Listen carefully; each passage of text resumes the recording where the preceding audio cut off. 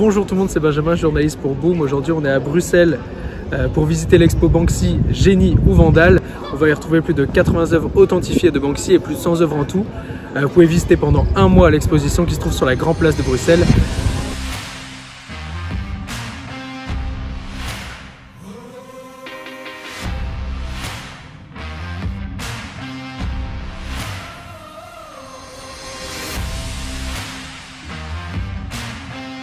L'idée, c'est de plonger dans le monde de Banksy.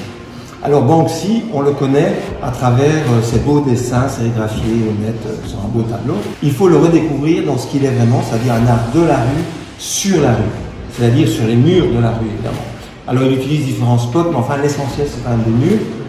Et donc, ce qui est intéressant ici, c'est qu'on voit justement cette évolution et ce paradoxe entre ce gamin de la rue qui peint comme un vandale, il se revendique comme un vandale qui a des causes à défendre, qui devient aujourd'hui un artiste reconnu mondialement, qui vend ses toiles ou ses dessins à des milliers d'euros, mais qui est toujours un des grands chevaliers contre la société de consommation actuelle.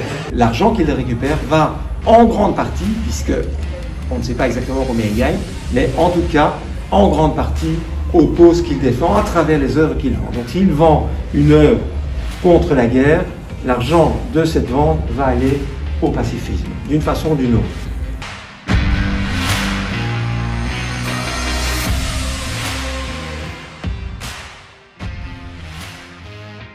Il nous interpelle puisque d'abord, il réinvente les objets et les images du quotidien, il les réinterprète, il nous donne à travers cette réinterprétation notamment une image de nous-mêmes, mais aussi de grandes causes qu'il défend comme le pacifisme, la lutte pour les migrants, la lutte contre les grandes sociétés commerciales actuelles, comme Disney qui n'aime pas beaucoup, c'est un euphémisme, ou Tesco, etc.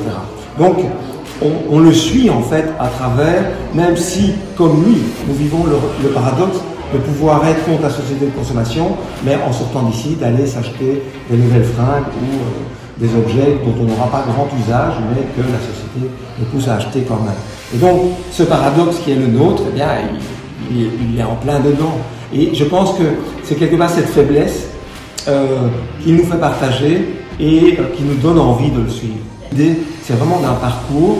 Et donc, ce parcours, il est à la fois cinématographique, audiovisuel, puisque vous avez au départ un film dans lequel vous allez vraiment voyager, sans bouger, mais voyager mentalement dans l'univers de Banksy. Puis vous allez, salle par salle, découvrir les grandes thématiques de son œuvre. Et à la fin, vous avez un voyage virtuel, donc avec un masque, en 3D. En fait, on vous fait voyager dans les rues de Bristol à la découverte de la jeunesse de Banksy et des premiers murs sur lesquels il a travaillé. Et selon vous, Banksy est-il un génie ou un vandale? Ah, mais les deux évidemment. Et il doit le rester. Il dit qu'un dessin ne peut changer le monde que s'il est illégal. Il doit rester anonyme, illégal à certains moments, pour pouvoir continuer à défendre cette œuvre.